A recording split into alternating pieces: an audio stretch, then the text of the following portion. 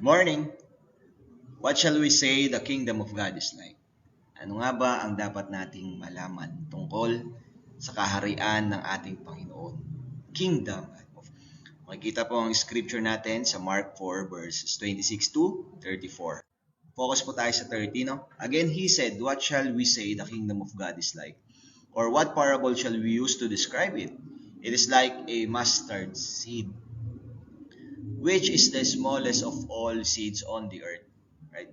Yet when planted, it grows and becomes the largest of all garden plants with such big branches that the birds can perch in its shade. Okay? So ano nga ba ang ah, nalalaman natin na sinabi sa Bible tungkol sa Kingdom of God? No?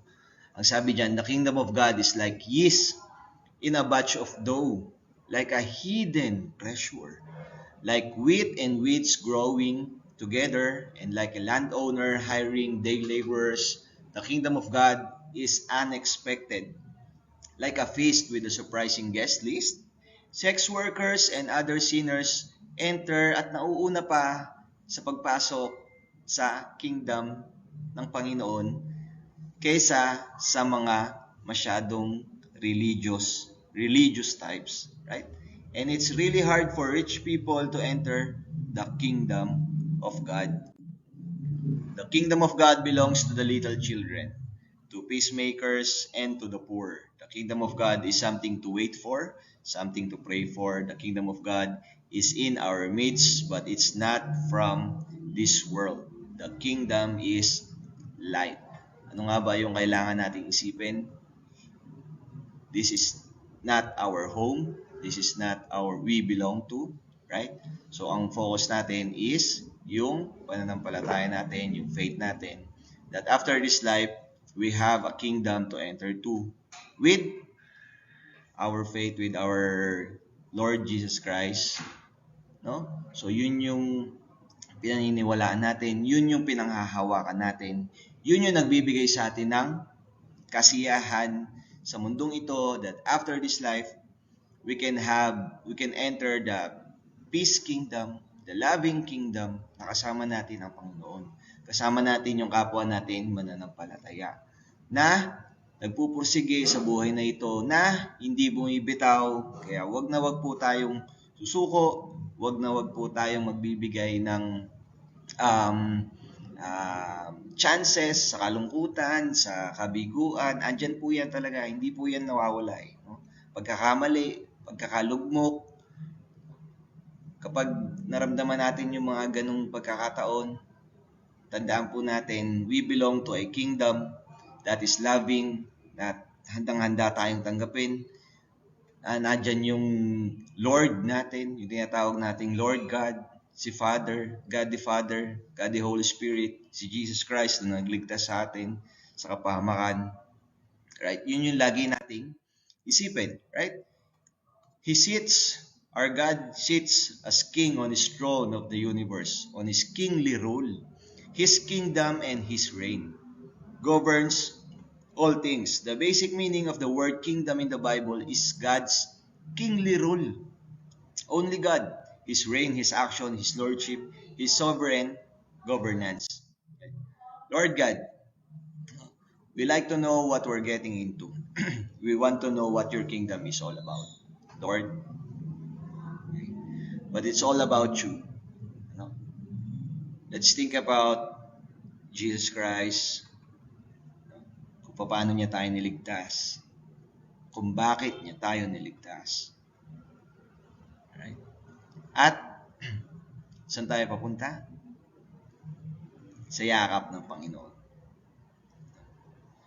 So it's all about Jesus Christ, Lord. Thank you. Thank you for this morning. Thank you for everything that you have done for us. May we remember your promises every day. Thank you. God bless you. Amen.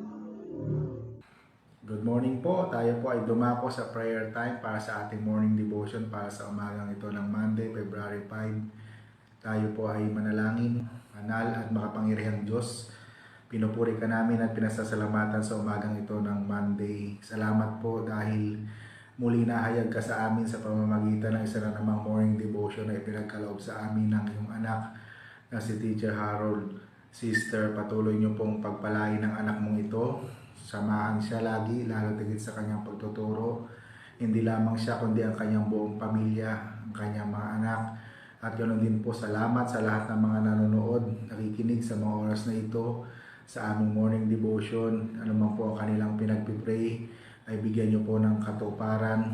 Nawa ang aming napakinggan ay magsilbing inspirasyon, kalakasan, gabay sa bawat isa sa amin sa kabuuan ng araw na ito. Huwag niyo po kaming iiwan, huwag niyo po kaming pababayaan.